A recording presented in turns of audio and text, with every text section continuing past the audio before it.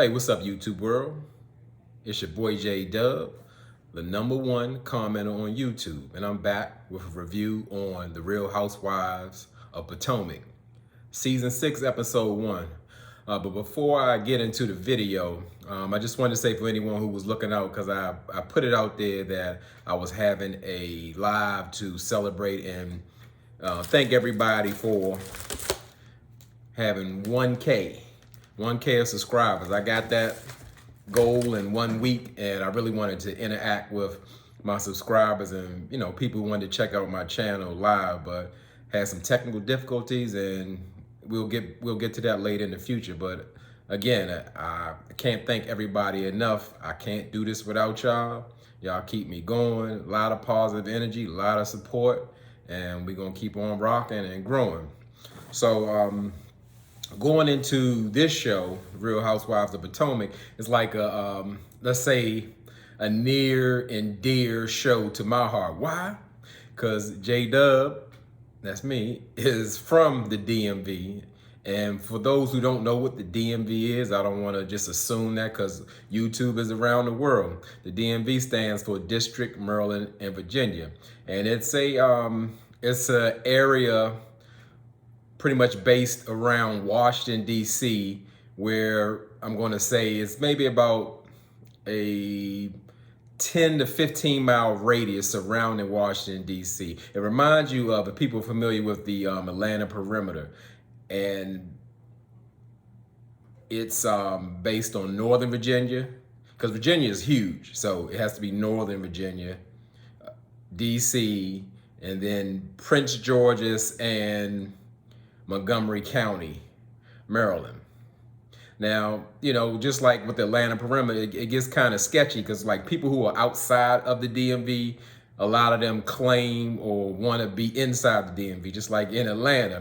There's like, they'll say I'm from the DMV, but they live 20, 30 miles outside. And that happens often, but people try to say that because sometimes just to give you an idea, like what area they live in. And, the Real Housewives of Potomac is definitely in the DMV area, and I would say why it's really weird and wild and exciting to like the places that I see on TV. I'm watching just like y'all. Like I know these places. I've been to these places. I know exactly where Candace used to live, and even though they didn't show like where her new house was, they showed the street. And showing that street name, I'm pretty familiar, like where she lives at in a new house development. And like I said, that's like very strange because I watch a lot of TV shows and I'm just not familiar. So it's like it's really exciting for me. And the DMV is a very special place. We're like a mixture of a whole lot of things. I mean, we have our own sound of music, go-go, and we talk country, we like the city, we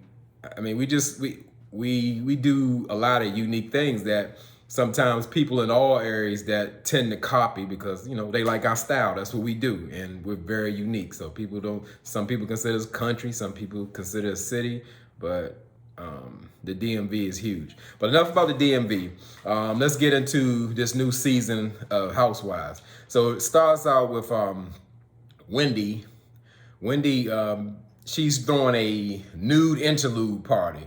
And, when I saw that, I don't know, I forgot what it's called because I'm not that too big on social media that much, but let's call it a TikTok, but drop down in the comments and educate me on exactly what that is. She doing that little bear challenge or whatever she doing, and it's like Wendy having a hot girl summer and she turned into a Tatiana or whatever she doing.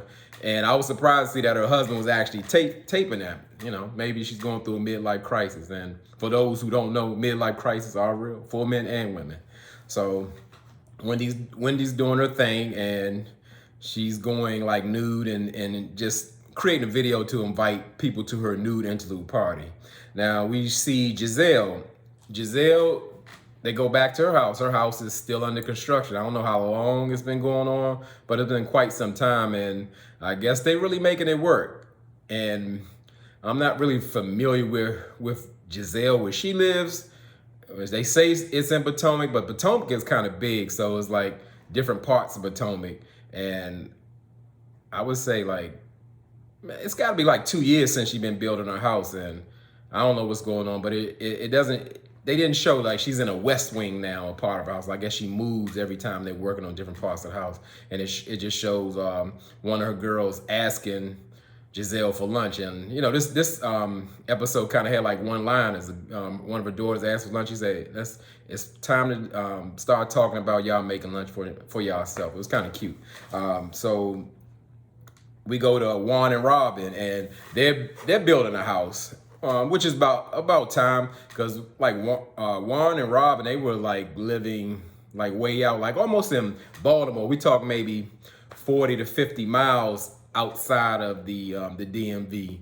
So which gives it a good reason why Robin's always late, because you're talking about she got maybe like an hour drive or more trying to get somewhere to other events where the ladies live much closer. So I could really see that, but I guess you got to prepare until you're able to move back into Potomac. But in real life, other than Karen, you know, no one really lives in the true Potomac anyway, with the exception of, I guess, last season with Monique. Now, Monique lived in Potomac, and, you know, rightfully so she could, because that's where, like, the wealthy is. They have different levels of wealth in Potomac, and she was definitely that. But I miss Monique a little bit. You know, people have a different say on it. Some people glad to see her go. Some people missed her. I'm one of the Monique fans. I thought she kind of brought something to it, because, you know, she was wealthy but still young, and, you know, I liked her. But anyway, rest in peace, Monique. But not that she's nothing wrong with her. Okay, so we're gonna go into well, Candace. Now, Candace bought a mansion in the DMV, and she's in Maryland. It's like a 10,000 square foot home. It's very beautiful, and I kind of like the setup how they doing with Candace. It seems like she's settling into that model of being a wife, and, well, as she say, a bonus mom. And I hope that kind of calms her down. But knowing Candace is still Candace, and you know, I'm excited for her. And it's all kind of rumors going on. Like I said, where she sold her house was a very popular place, the National Harbor, and they made a nice piece of change in it, because the houses didn't start out that much. So that was, as long time ago, her mother said that was like an investment house, and it proved to be that. So they bought in early and got a nice profit. So that's a good way to take that profit and, you know, upgrade into the house. It's not as close as in the DMV, but it's not far away either. So I think she did really well. And it shows Giselle comes over, you know, just to visit and see the house, and Candace is still getting it together, of course, because you see that her bonus children are over, a young man and young lady, and the girl's like really, really shy. I didn't know if she could talk or not. I don't really like talking about kids, but I just thought it was a little odd. And as I said, Giselle came over to just, I guess, gossip about her favorite friend, Karen. And, you know, I would say Giselle has a thing where it's funny that she's known Karen the longest, but she talks about her like so much. It's almost like her storyline. I mean, she gets into the ladies' finances, her husband, often. I don't know how Karen even stands her, but I don't know. I don't think they're real friends anyway. So especially when Karen came for Giselle's relationship with Jamal Bryant last year. So I really see they got some bad blood, and I just can't wait to see how that's going to turn out, because it's going to be something. You can tell they at this point I don't even think they fake it no more. Like we really not friends.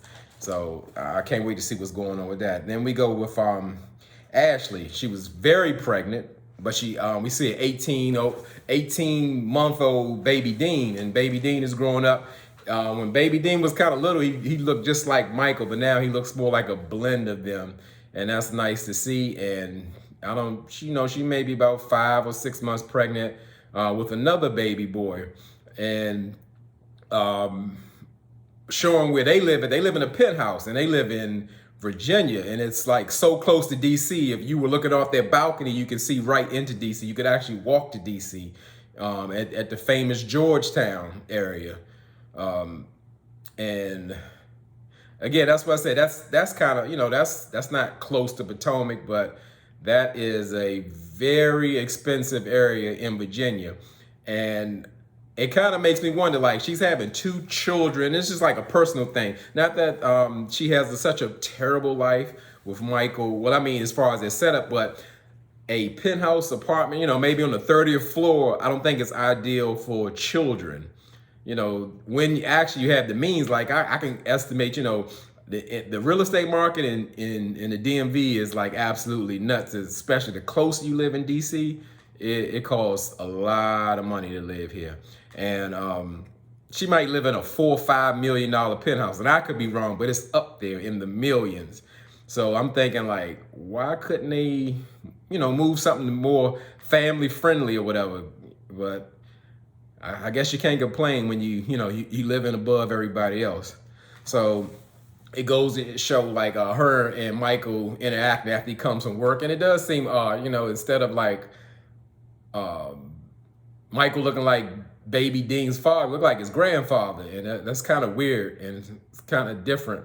And I can see it. And I just think like, wow, this man having two children while he in his 60s, that's quite a commitment. And I guess you got to approach that different, because at this point, how time will go. Ashley might have 3 children. I mean, Mike will be her oldest, because he's getting up there in age, but surely because of his financial status, she's very well taken care of, because she's significantly younger than him. She could probably be his granddaughter or something like that. But anyway, it goes to show them talking, and it just seemed like he's in a fog and a cloud. And I think they're having like the same problems with like Ashley hinting to him, like, I can still have sex, being pregnant and everything, almost like she's trying to sell it to him. Because before, why that's important in the backstory, on the previous season, that's when he kind of started, he cheated because he was no longer attracted to her. She has a small frame and thin, and she got much bigger. And in this sense, he doesn't want to deal with her sexually, and they know that that's a point of contingency in their marriage, because I mean, like, what else is he going to do? And she's kind of trying to get reassured by him, like, well, if you're feeling some kind of way or you're not getting something that you want, you will communicate. And he's like, yeah, sure, yeah. But the man seems uninterested altogether, and I just couldn't imagine being that old and being in that stage of life for having 2 young children under the age of 2, and you're in your mid 60s. That seems kind of tough. All right, so we go to Karen and Ray, and they in Potomac, and they got that old money, and I like that house. And it shows that they're planning their renewal vow. So they, just like last season reunion, they stated that they were going to get remarried, and not much is too much has changed or going on with them. I'm surprised Karen didn't start talking about a perfume or different business ventures that she's in, but maybe that'll come later. And it showed with like Wendy going sending like I guess a group text message about her nude party, and they were all getting it at the same time. And it was kind of funny, especially with Karen and Ray, because when Karen got it, she showed Ray, and Ray was like, "Oh yeah, let me see that again," or let me get my glasses and all that kind of stuff. And Karen wasn't having it, like, "You won't see this again, I'm gonna delete it." And then it showed like Rob McGinn, and she's like, "Oh my goodness, why?" She just couldn't send "Couldn't you please come over?" It was just like a collective, like everybody had a different reaction to that video. Anybody be quite surprised if one of their friends are inviting them over somewhere and they sending them like nude dances and all of that. So everybody's surprised and want to go see what's going on in the party. And they go, like I said, with Giselle, she's over at Candace's house, and it almost seems like it's a plot, I guess, against Karen. Are they setting a storyline up like me, Giselle, and Karen? You just know they're going to be at odds. It's going to be a problem. And she's just like focusing to me, it kind of gives off a thing like she's trying to avoid dealing with the fact that her and Jamal aren't together. And she mentioned that while she was over at Candace's house, and Candace asked about it, and she's like, well, you know, it's not good, it's day to day, and it's also showing that really like COVID broke them up, and you know, Candace isn't having it. You know, my opinion on it, I just really think like once Monique really brought those receipts, like what's going on with Jamal, like who he's talking to, and then like allegedly having another baby on Giselle while they're together, and that being televised, and him being a pastor, you know, I could see how that relationship wouldn't make it. And then you can, it's so many factors, and add on that, you know, he lives in Atlanta and she lives in Maryland. So, yeah, who really thought that would work? Most people would say that it was more for a storyline than anything. But yeah, we didn't expect that to work, with them to get married. We didn't even see the connection. So it shows a scene where Wendy is visiting her plastic surgeon. Now she's going there to get a post-op checkup, you know, because it showed that she was saying she had a boob job, you know, and she did that for her because she had 3 children, and it was like wear and tear on her body. And she kind of focused or made sure everyone know that like that's all she got. But when the doctor was examining her, I'm sure everyone noticed that she had like scarring around her stomach and everything else. And they said it could be said that she also could have had a butt job as well. But for some reason she exposed herself, but then it seems like she's in denial about it, and I don't get that. And crazy enough, that was like, that's the basis of her nude party, to like show that off. And you know, that's kind of shallow and kind of empty. She could, you know, she could have just showed up and people would have noticed different and could have talked about it. But this is the Housewives, they got to be extra. And they go to the scene where production is asking Robin about her and Juan. They're like, when are you guys getting married? And it could be taken a couple of different ways, and especially if you live in this DMV area. Not saying that it didn't affect other areas as well, but really this place is a really busy area, and we had a lot of restrictions because we have a lot of people in this small area. And Robin stated like, well, you know, it's a pandemic. I don't want to plan I can't plan a wedding, and she's trying to build a house. And I can really see that because it's a lot going on, because day to day, I know people personally who had to wait another year to actually have a normal size wedding. When I say normal, maybe 100 people or a little over that, due to the pandemic, because in our area it was very restrictive, and I could really see that. And as I said, I couldn't imagine trying to build a house and get married and do all that. That's a lot.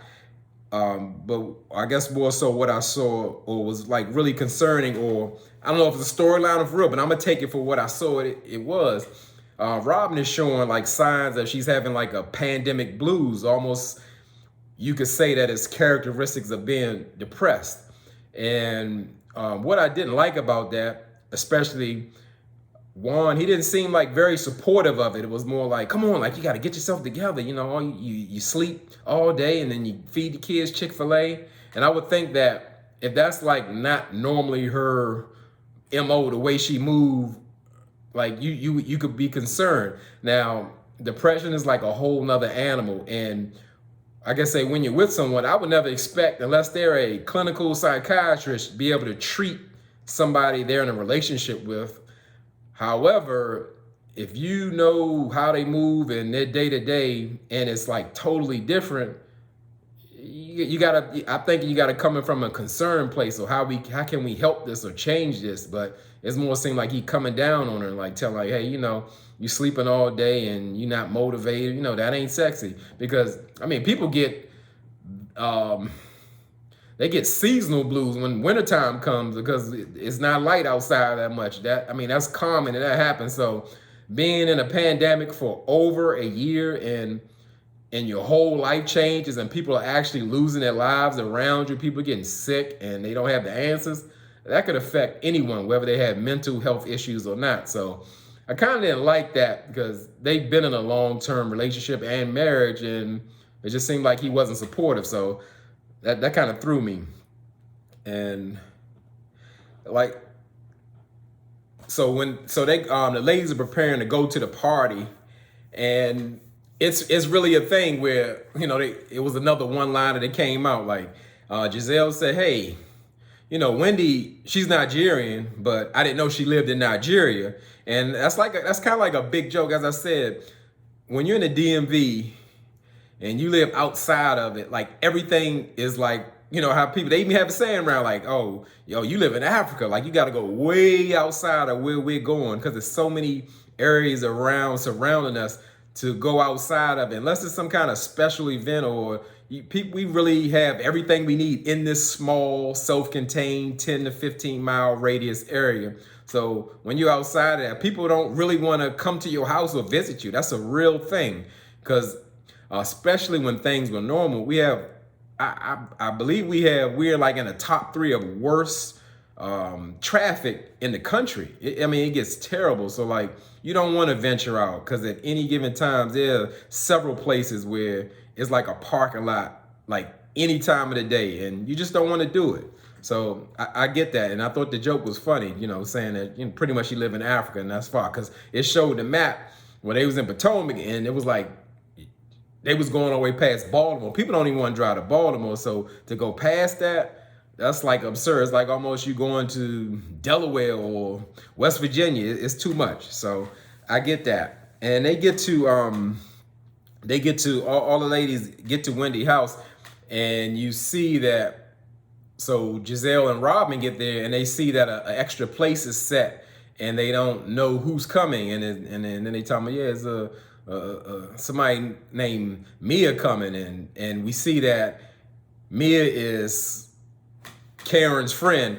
And I would say, why I say like that, because the housewives always have that tendency, as we see how we got into that thing with Atlanta with Portia and Fallon, how they will have an established housewife introduce somebody and say, oh yeah, this is my friend, and all, like to make you kind of bring her in. And I don't like that setup so much, because I think people need to earn their housewife spots. More, you should be like a friend of the show, or just, some behind the scenes, and earn your spot, and like just move somebody in and like they been a housewife the whole time. Because I think,